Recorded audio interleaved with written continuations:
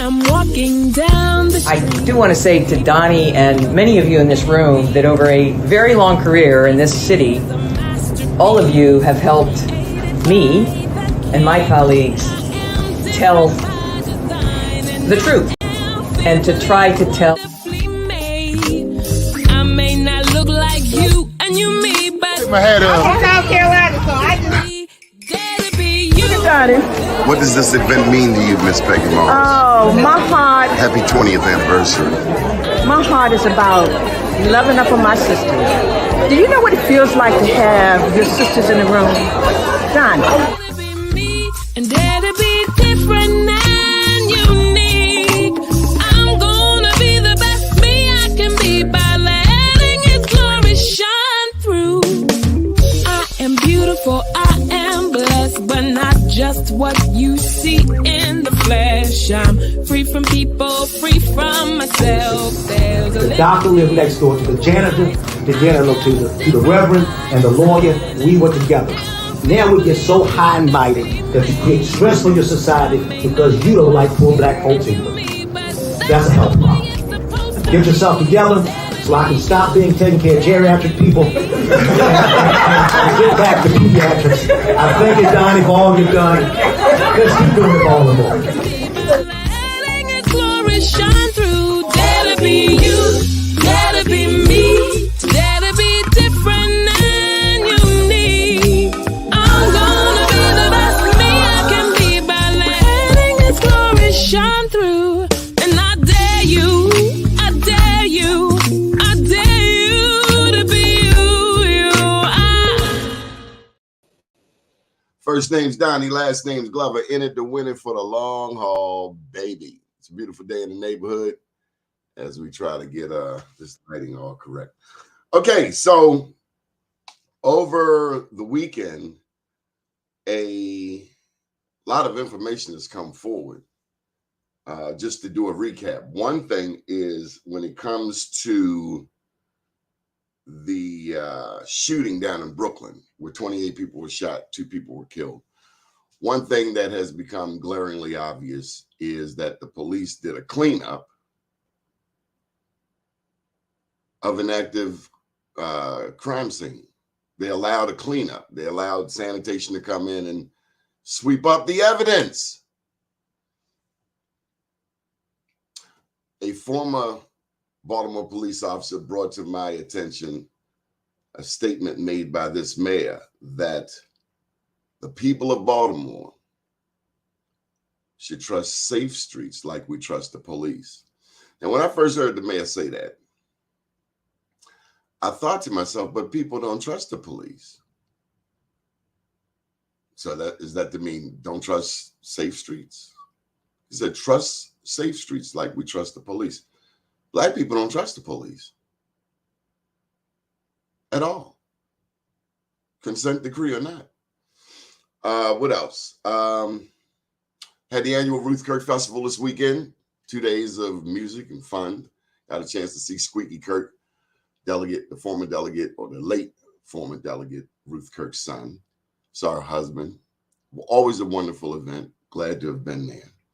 If you read today's Baltimore Sun, there's an article in there about Henrietta Lacks and the lawsuit that Ben Crump led in terms of suing the pharmaceutical company that's made a lot of money unjustly off of her HeLa cells, the immortal cells of Henrietta Lacks. The article at least recaps a lot of the pieces of the story, including the movie that Oprah did on Henrietta Lacks, based off of the interesting book written on Henrietta Lacks by Rebecca Skooth, I think her name is. I know the family did not appreciate Rebecca. They did not like how she twisted the story. Nonetheless, Oprah made it into a movie, and all of that to say is, people, do your homework. Don't believe everything that people write, and there's nothing worse than culture vultures. Yeah, I said it. Okay, so without further ado, we're going to get to today's guest. He's been working with young people in media. This man used to harass me. he used to harass me to bring these young people on WOLB 1010 AM. Come to find out, we share a mutual friend who now has his wings,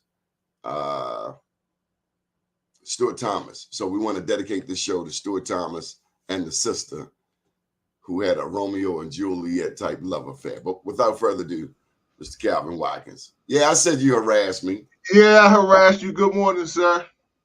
How you doing? Fantastic. How are you? Thanks for the opportunity. I should also have mentioned that you produced some television shows for me. Yes, sir. It was exciting, man. You actually were a catalyst in helping me. It's ironic, you know, as much as videos I do, you actually motivated me to do television. And now That's what we do. We help each other. Yes, sir. We do. We do. Absolutely. That's the North Avenue way. I ain't from up north, but I feel you. Oh, you spent time on North Avenue. I spent plenty of time, man. Let me tell you, man. I talk about those times now, man. It's like, wow, bro. It was fun, man. Absolutely. I would say it was all fun. It was deadly, Well, especially well, North and P. My times coming through was fun. I was too young to realize anything else.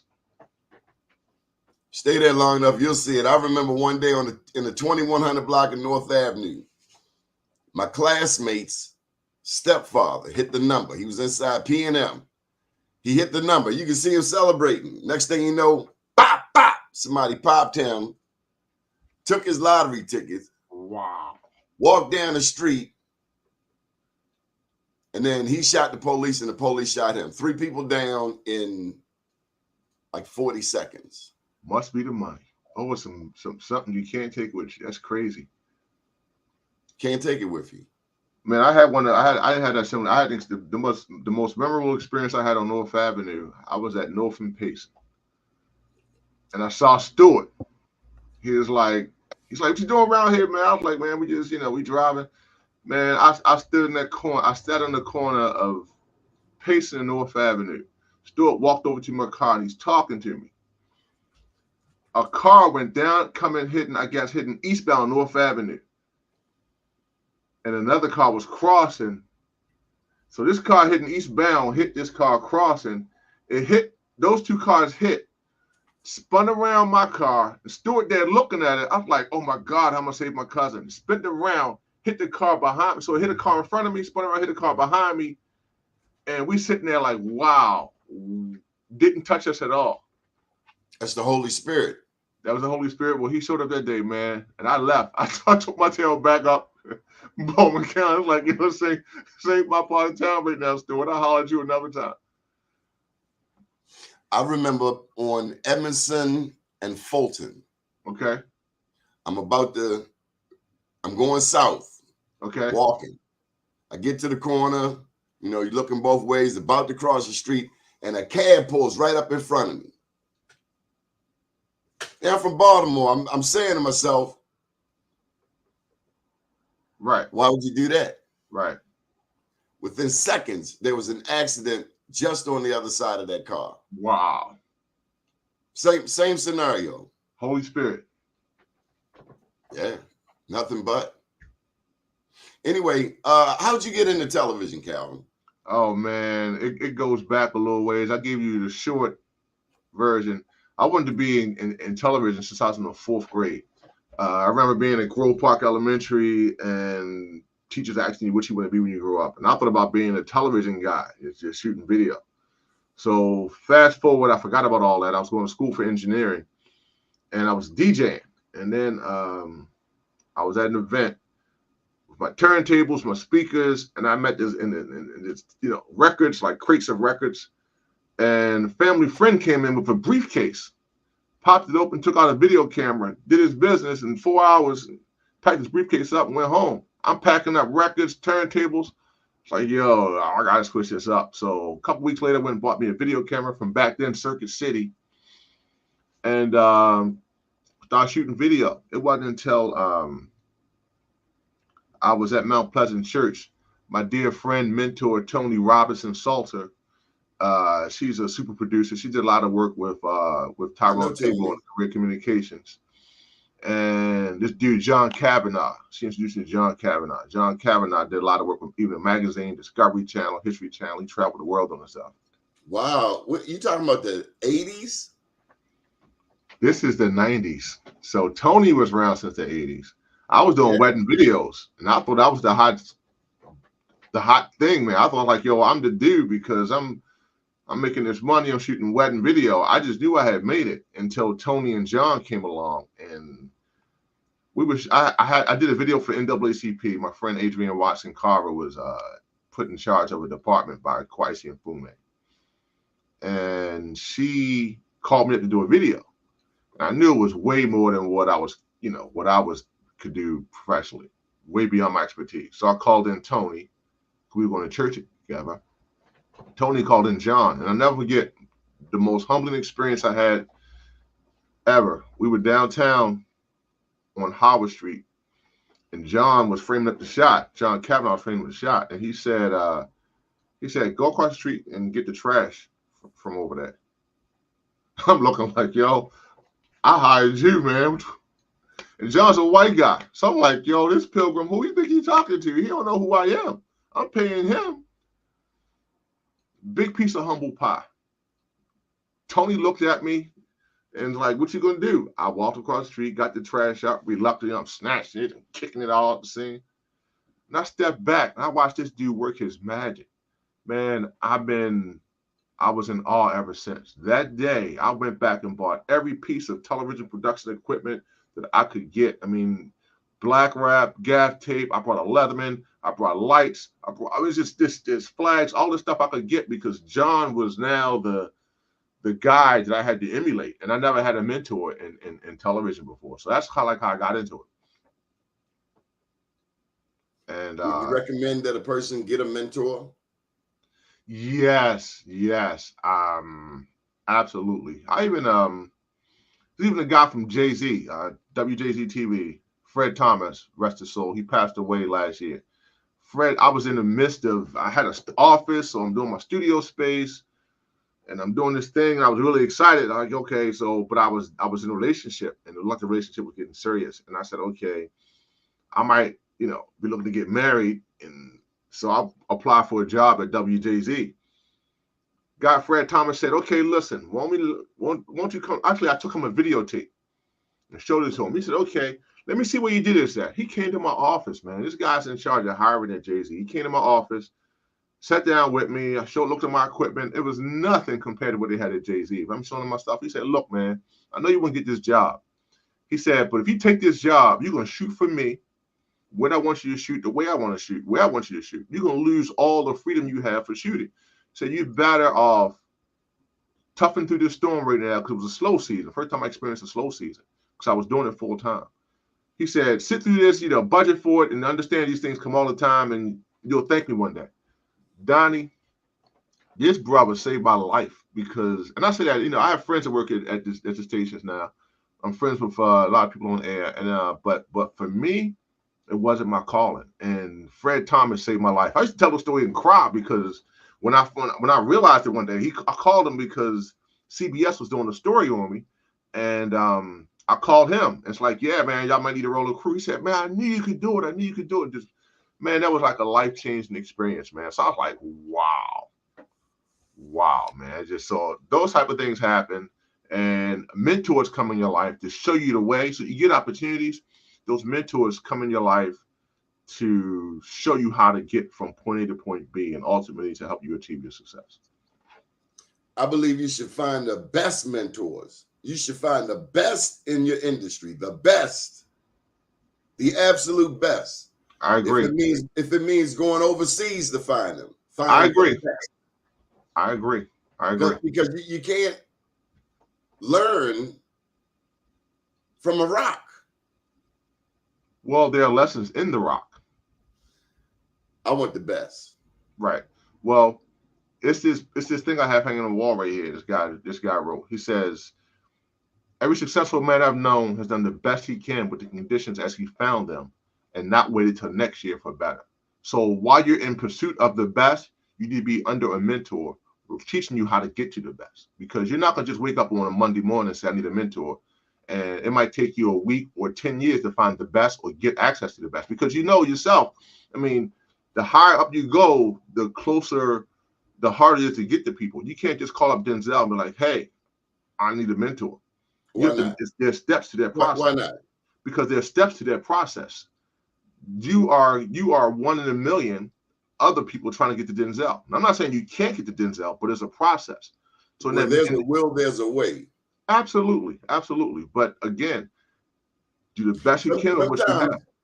But sometimes we give ourselves outs, we give ourselves excuses No doubt. without even trying. Right. You know? That's why I say you do the best you can. Included. Right. But you do the best you can with what you have. You Absolutely. Still move until you get to that Denzel, until you get to that Steven Spielberg. I guess what I'm saying is he's not as difficult to find as one might think. I agree. Do you recall Lushy Lush? No, I wasn't shooting those type of videos.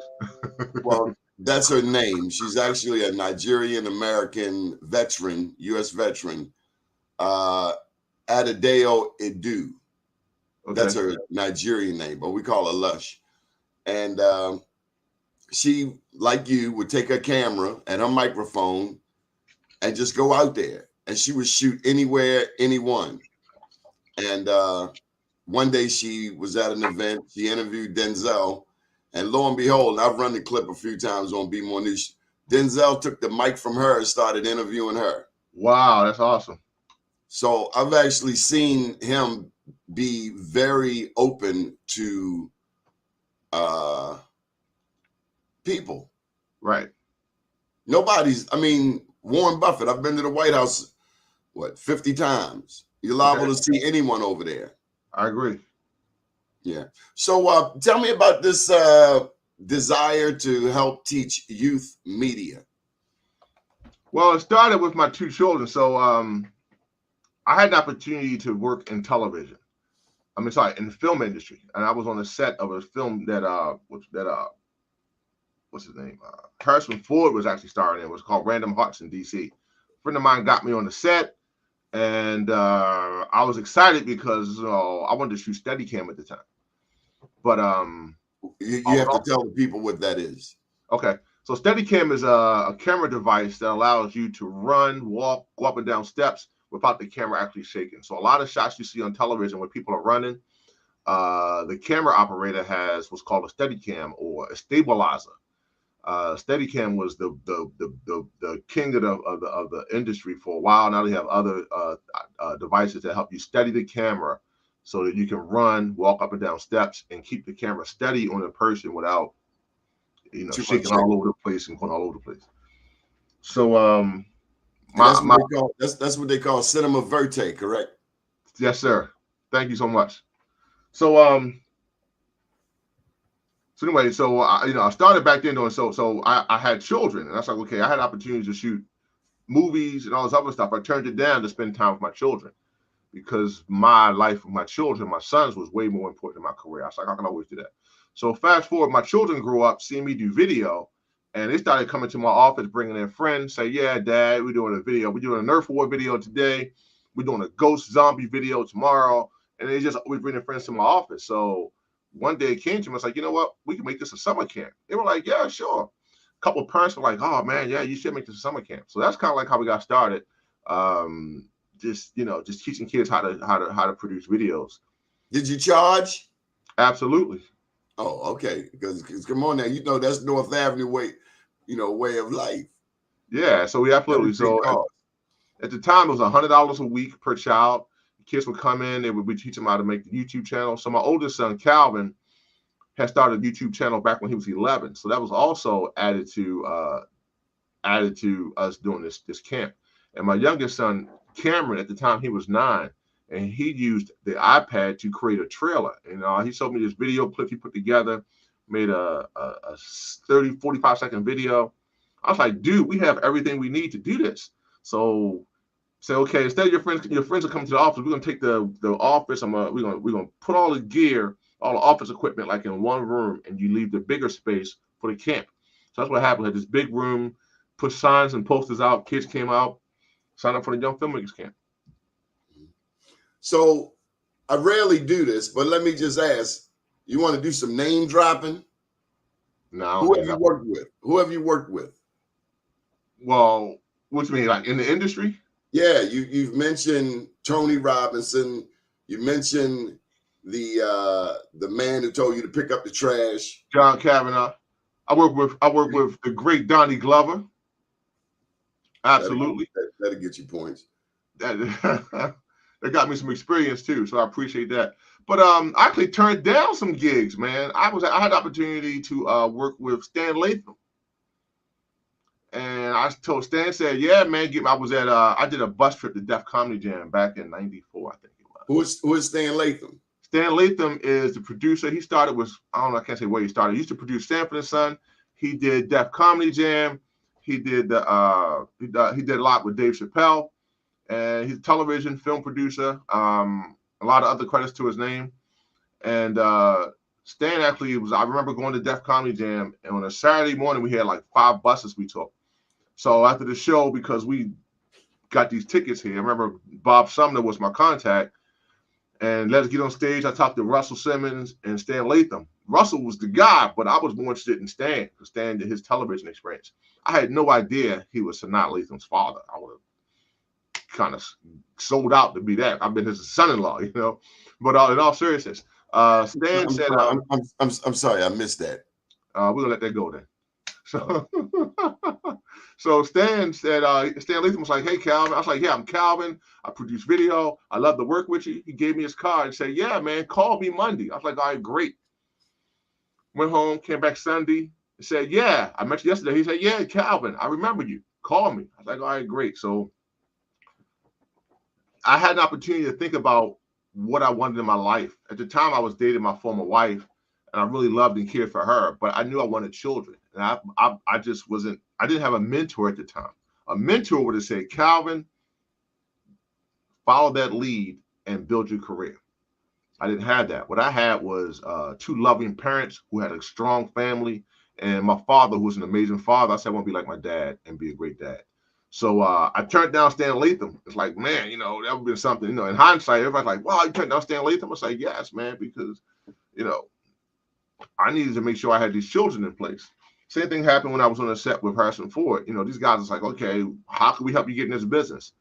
I said, I'll give back to you, because my heart was, I heard this pastor tell me one time, when you see a man's heart, that's where his treasure is. So for me, my heart was my children. I said, okay, you know what? I can always shoot movies and films. Let me go back and just be a good dad to my children. I'll get back to the film business later. So that's kind of like how, you know, but in terms of people I've met, Stan, Russell Simmons. I met a lot of people locally. I met people just in my travels. I had a television show I was doing about cars. I met the guy. I remember doing some video with a rapper, Cuban guy. He sings named after a cat, something. I can't remember his name. But Bruno Mars. Pitbull. Did some work with Pitbull. So yeah, but I'm not big on name dropping. But yeah, we met a few people in my travel. A lot of people actually in my travels. Eminem has a song. Matter of fact, Bud Crawford came out on it. It's called Lose Yourself. He said, you better lose yourself in the music the moment you own it. You better never let it go. You only get one shot. Do not miss your chance to blow. This is an opportunity. Comes once in a lifetime. Yo! Yeah, so I love that song. There were times I was doing business and I would play that song as my theme music, you know, my hype music, get ready. I don't believe opportunity comes once in a lifetime. What do you mean? Well, I had several opportunities to do whatever I want. It's this line that says, those who don't have opportunities, go out and make them. So I've been a making opportunity kind of guy like all my life. You know, I have people say, man, you know, you got to doing this, man, because this might not come around again. It's like, dude, I piss out ideas all the time. I create opportunities all the time. So for me to say, okay, I can't do that. My challenge, the problem I had when I was younger, I would do everything. I remember creating touchscreens before doing software for touchscreens before the iPad was created. We had systems down at the convention center and the Baltimore Visitor Center where you would go in. It was an opportunity I created for myself. So not only did I create opportunity to produce the videos to advertise businesses downtown Baltimore, I created an opportunity that would get me we had these software, these screens in place. So visitors coming to Baltimore will walk up to the screen, touch it, find directions on where to go to eat, where to go to party. I remember doing a video for the Hustler Club, dude. I was like, yo, I'm the man, you know. But just having these opportunities and, you know, just creating opportunities for yourself. Again, that's a nice song. I use it so many times for meetings to get, you know, pumped up for them. But you got to create your own opportunities. Nobody's coming to save you. Nobody's giving you anything. So what's this thing? What's this logo on your shirt? I mean, okay. It doesn't say media, and you didn't wear it just by happenstance. So yes and no. So I created I had the opportunity to so video, the media business has changed. I'm a little older. I don't want to carry the cameras and bags around like I used to. Back in the day, it was nothing for me to, you know, bring a fly pack out, fly the cameras, the lights, and all this stuff. So I said, okay, I have to streamline what I do. So I decided to I'll start selling videos to realtors. Like, okay, let me tell these realtors I do the photography, I can do the drone, I do videos for their listings. But realtors are cheap. They don't invest money. Sound like Democratic candidates. Say it again. Sounds like Democratic candidates. Yes, sir. Yes, sir. And it's ironic that people that want top notch, they want top shelf, but want to pay real money. Don't want, and but you know, I didn't know that until I started doing a television show. I said, okay, I did this television show. I have a friend that's a realtor. I said she can get all the real estate business, and the people I'm interviewing, they can get all the mortgage business or home improvement business. And I just sell videos and pictures to realtors. Again, they're the bunch of cheapest, don't invest in themselves type of people I've ever met. So I said, you know what? So I was doing it. There's something else. Yes. Over the past 23 years, since 2000, increasingly software has come on the market that allows the entrepreneur to do it for themselves. Yes. So that also came into my mind. It's like, okay, technology changed the game. Technology is taking everything to another level continuously. And I forget the name of the law, some type of law, some type of rule that planned obsolescence. What is it? Planned obsolescence. Yes. So, and that's what happens. You know, what we're doing today is obsolete 3 months, 6 months tomorrow. So anyway, that's kind of like what I got. So I started doing real estate because I was doing this television show, and I looked at, okay, the realtor's gonna make this money. I'm trying to make money from realtors who don't want to pay me, but this realtor I have hosting this TV show, it's going to be Queen Realtor. She's going to call this business. So I decided to stop the show that day, get my real estate license, and start selling real estate. I could do my own videos, my own photography, and sell a house. Instead of me getting $150 for pictures, I can get the $10,000 commission from the house. How's that working for you? Fantastic. I love it. It is totally perfect for where I am in my career. I get to travel to do videos about real estate and sell houses and make the commission. And my videos went from me charging $150 to do a video to whatever the commission is on that particular house for doing the video. Any thoughts on pricing oneself out the game? I know a producer, and I shared with him once, we can go get this gig. How much are you going to charge the client? And the cat said $1,400. And I said, you will get the $1,400, but he will never come to you again. I recommended to him, charge him $400, $500 maybe. Right.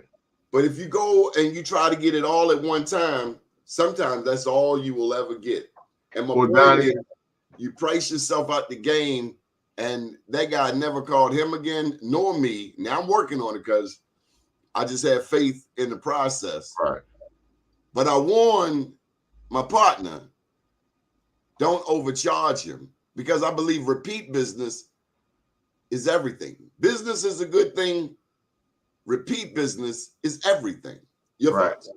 Well, Donnie, I learned that lesson years ago. Some people just can't afford me, and I'm okay with that.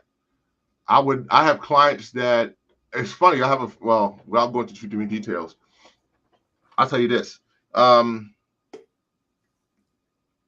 it's better to walk away from someone who can't afford you, because if he came in at $400, he'd be working to deliver a $1,400 job. There's a time I wouldn't do videos for less than $5,000. Like, you want me to do your video, it's gonna cost you $5,000 out the This gate. is in a time where the technology is changing. Yes. And let me tell you something. I agree, but I don't know No, I if you agree. can. Let me give this to you. Yes. The current BeMoreNews.com. I was paying a designer, local, black, East Coast, literally thousands. I go on the Fiverr and get it done for Right. overnight I agree. for a little bit of cheddar. I agree. The So, game is ever changing, Donnie, and you can charge $1,400 if you want. But I yes, can find me a cat in Pakistan yes, that'll get that joint done efficiently, top notch, latest technology for pennies on a dollar. Now, right. I agree. No, I agree. So that's why when you asked about this my logo, that's why I had to change my business up, because people aren't paying $5,000 to $10,000. no. Exactly. So they say innovate or die. So How what about I this? Change, adapt. The last one to adapt is the first one to die. right, I agree. So what happens is, for me to make the revenue I needed to make, I had to change up, because people aren't paying $5,000 to $10,000 or more. I have a You client. don't have to. I guess that's relative. I see what you're saying. Yeah, because you can get it done for less. But I'm gonna tell you, just there are some folks who still pay top dollar for video, although they can get it on Fiverr. I had a client that come to me to say, okay, yeah, they could have got it on Fiverr for less, but they wouldn't have got what I gave them. So they were willing to pay me more than what they would have got it for on Fiverr. One thing I had to learn early on in the 21 years of Be More News is that I think I lost my train of thought, but it had to do with technology, and every time new technology comes out, you have to be aware of it, you have to learn it, and you have to learn how that impacts the game. I agree. Because sometimes we want to charge top dollar for yesterday's technology, right, when the game has changed. Just like the NFL, each year the NFL gets faster and faster and faster, and if you're going to be in that game, you got to know what the latest is, right, how to use it effectively. Adapt or die, like you just said. You have to adapt. And I think so often, that's one of the things I'm concerned about now for our communities, because this AI, like Chat GPT and Bard, you're thinking what I'm thinking. I think, so I had a conversation with an administrator at a school recently, and I asked this administrator, I was like, how are you? Because this administrator has students who are good at STEM, and they are, ranked highly in the country as a school who are, who's like leading STEM. So I asked her, I was like, oh, so what do you think about AI and your children in STEM in your school? And they responded and said, well, we're going to hire someone to look into that. So I don't know everything, but I know that by the time you go through the process to hire someone and they get up to speed, it's going to be something else. They out of date. And it's scary, because our kids are always late to the party, literally and figuratively. And that's the scary part, because technology kind of evens that game. But I will say that now the competition is global. Yes. So your son and his YouTube channel is facing off, competing against a billion other ones. Young Kim in China. Right.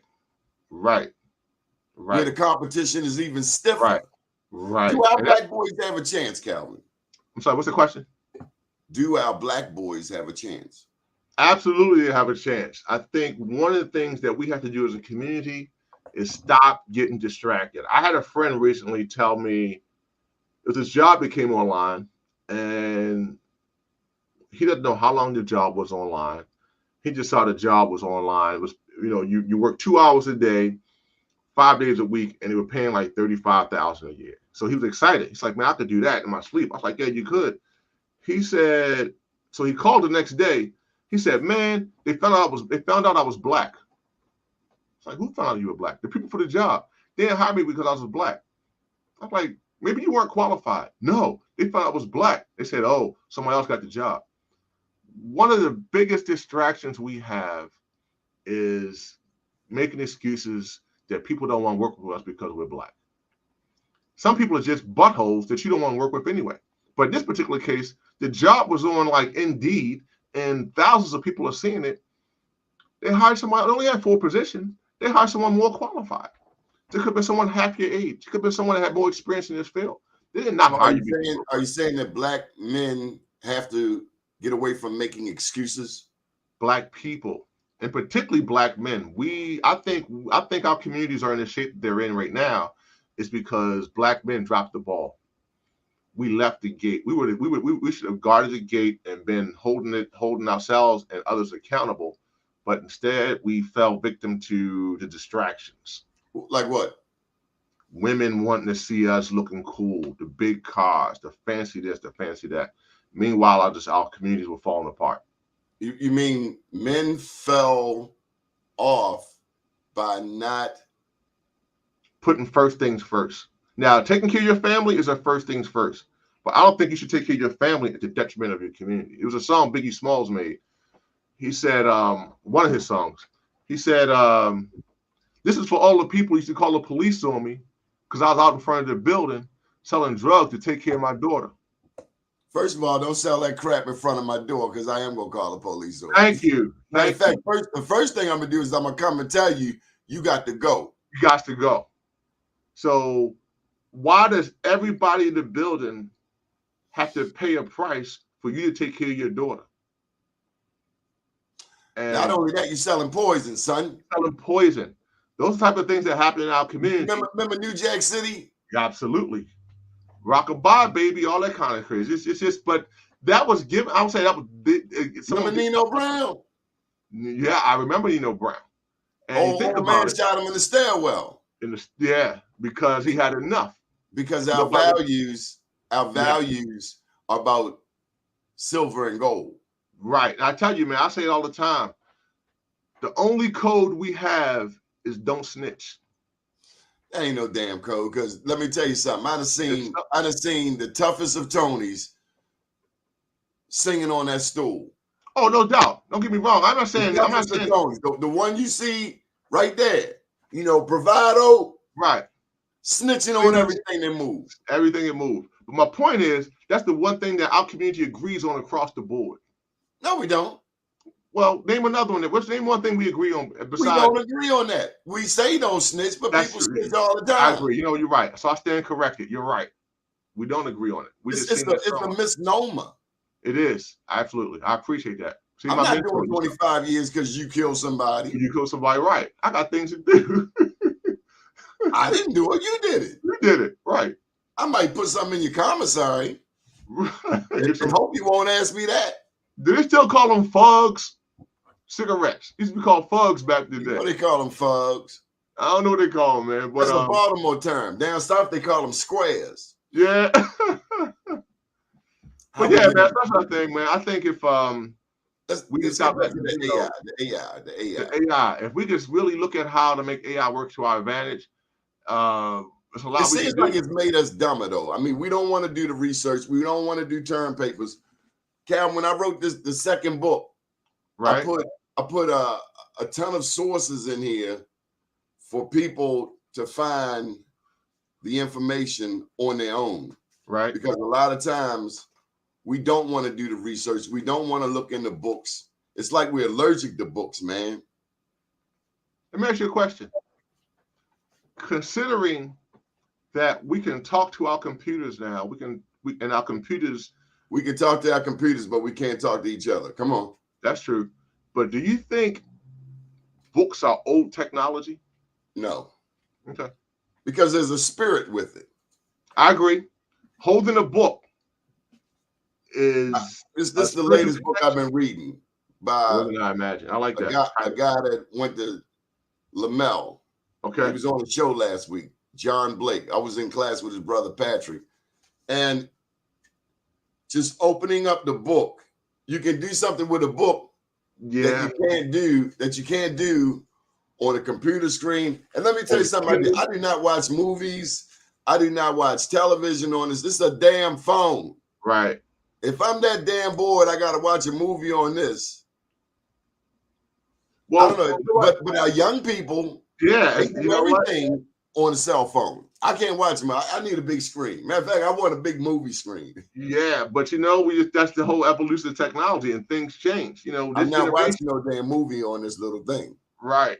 And let me tell you, this is a public service announcement. Ladies, this is 2023. Stop taking the damn selfies in the bathroom. Man. You are 56 years old and you're still taking a damn selfie in the bathroom. You look like a nice person. Then you see the bathroom stall. That's just nasty.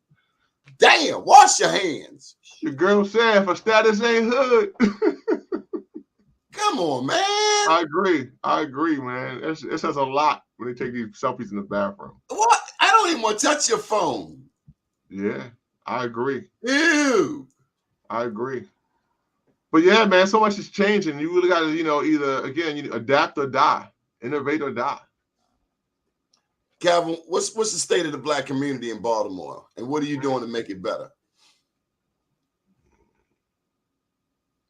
I don't know if I'm qualified to speak on that. What I will say is that our culture is bent to the point where it might break. We have a lot of stuff that we accept is okay, and we shouldn't.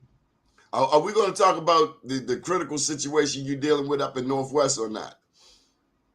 Can you enlighten me? Oh, yeah. I apologize. Yes, we can. Absolutely. Okay, so when I ask about what's going on with the city of Baltimore and what are you doing to change that? Okay. So, like the situation in my community, the community here, we have a school building. Don't get so morbid. My God, it's not a funeral.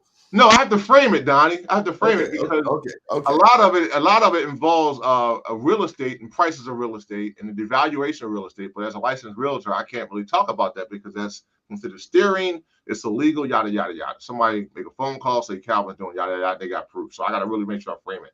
So I can't talk about that aspect of it. So now it's a community, Grove Park community. I went to Grove Park Elementary School. We had generations of people that went to Grove Park Elementary School. And they put out an RFP. Baltimore City put out an RFP to sell the building. Now, the community wrote a letter saying what they wanted to happen with the building, but Baltimore City is ignoring it. They said they know what's best. So they got these cats from out of town. These cats coming from Ohio that have long money. They hired themselves a minority contractor. We all know the minority contractor. And they're coming up to say they want to buy this building and knock it down and do something that we don't want. We've been adamant about we don't want them in our community. We've been adamant. We even created some video to say why we don't want them. We got testimonials. But Baltimore City Department of Housing is still pushing this housing community development, still pushing this company to come in and put a rehab center in our community. Now that was a rehab center. That would commercialize the community. And we don't want that. So we went to them and said, okay, so I started an organization to create a school. We wanted to have a school in the building because it's a school building. We can go in there with some money, fix it up. We have people say they would donate money and time to fix this building up because it needs some aesthetics, but nothing structural. The roof is new, the building is strong, but they want to have their friends come in and knock this building down and make this rehab center in the middle of community. If they knock down this Grove Park school, it changes everything about Grove Park Grove Park community. So now they told us that it's up to the mayor. So we've been petitioning the mayor. We've been trying to get a meeting with the mayor to sit down and hammer this out and have him veto this thing for them selling our school. So this is just south of Pikesville? This is just south of Pikesville, absolutely.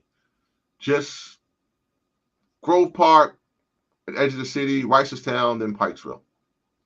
Not Ricestown, when I say Ricestown community, not Ricestown, Maryland, but just. So politically, who's the strongest group in that area? The Jews. Okay. So there's some things I can't say professionally, but yeah, I will say I agree with you. The strongest group in that community is Politically. Yes, politically, yes. Yes. And I believe that this is the same community that the Shamrim beat up the little boy going to Northwestern High School, broke his arm, back when Greg Bernstein was in office.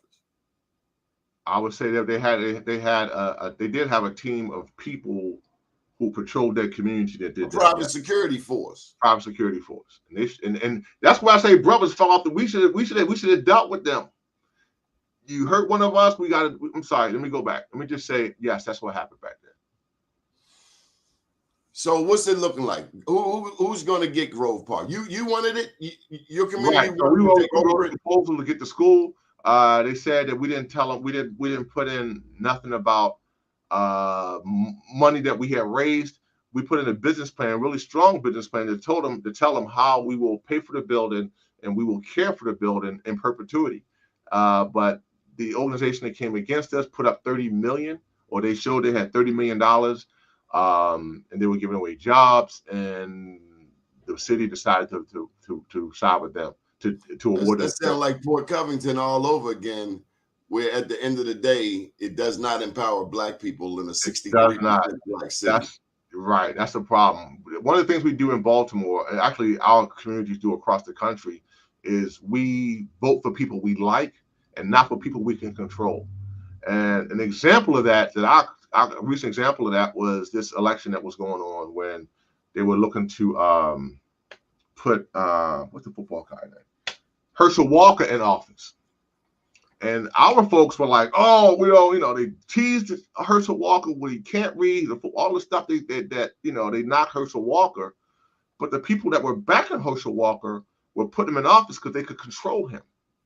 He had the IQ of a dyslexic snail on a bag of fentanyl laced with Ritalin.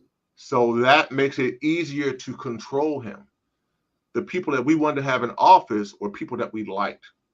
And in politics, don't take my word, Dr. Claude Anderson says the politicians we can't buy, we need to rent them or lease them.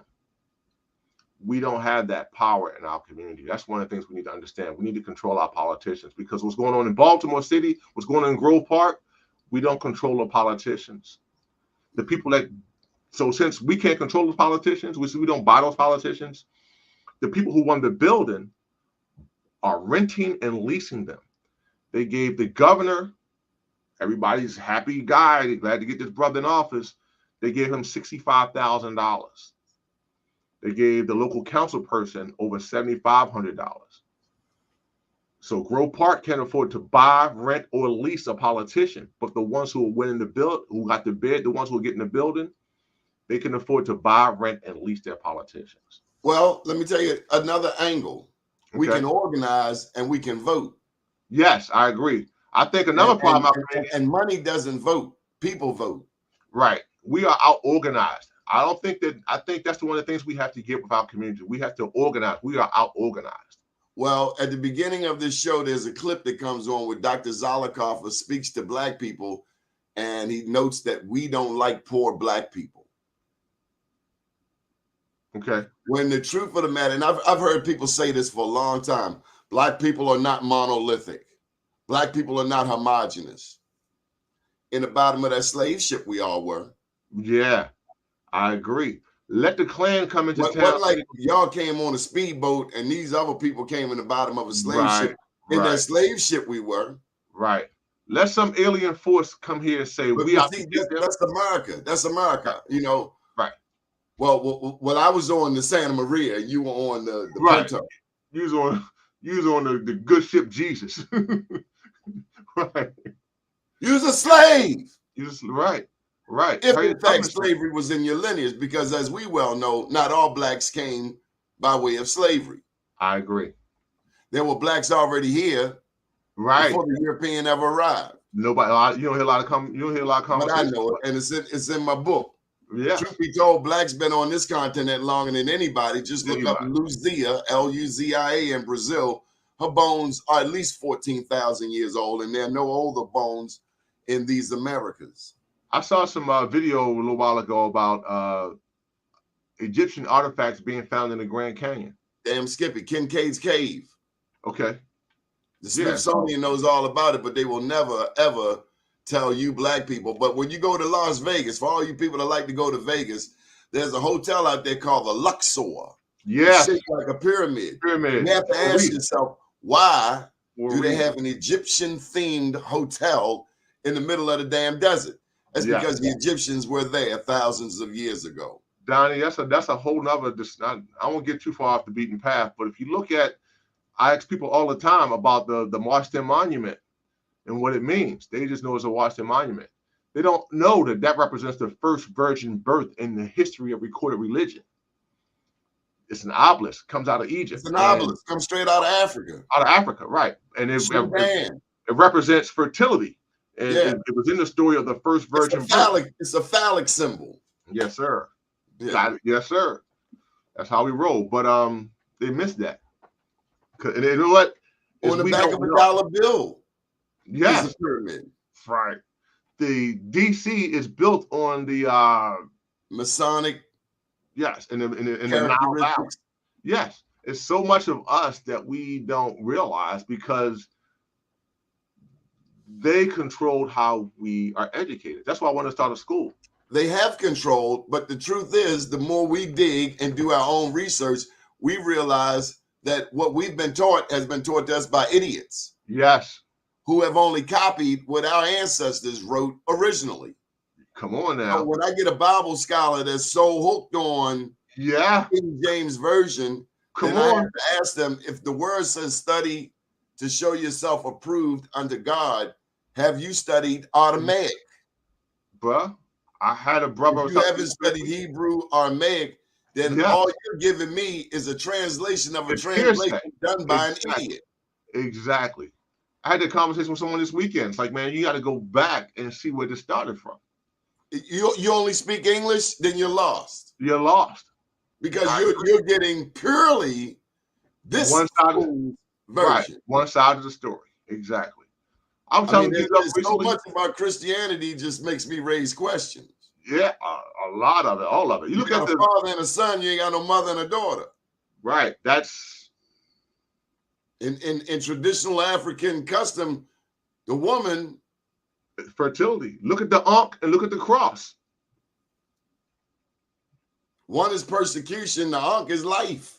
It's life, fertility, yeah. So, and we got to go to Egypt. I know more and more black people are vacationing. Have to going to Egypt. And but if you go to Egypt, I want you to look up Ashra Kwesi on YouTube. Yeah. Ashra, Ashra Kwesi, because they are those of us who have studied the hieroglyphs, the pyramids, such that they can explain it to us more than these other people. The guys out of England that went there and stole King Tut's mask. Stole King Tut's mask, man. I was in LA they went and dug up our ancestors. Yeah, and stole the gold. Oh, they damn sure took the gold. Absolutely. It's crazy because if you look at all those artifacts from our ancestors, diamonds weren't a thing. You don't see them fronting with all these white diamonds. You see rubies, but from what I understand, the De Beers family made diamonds a thing. On the backs of black people. Yeah. So, blood diamonds, everything. We've been bamboozled, hoodwinked, and led astray. And we're still fighting fights that we're still distracted. Okay, Cal, so we got 5 minutes. What do you want to say to the world?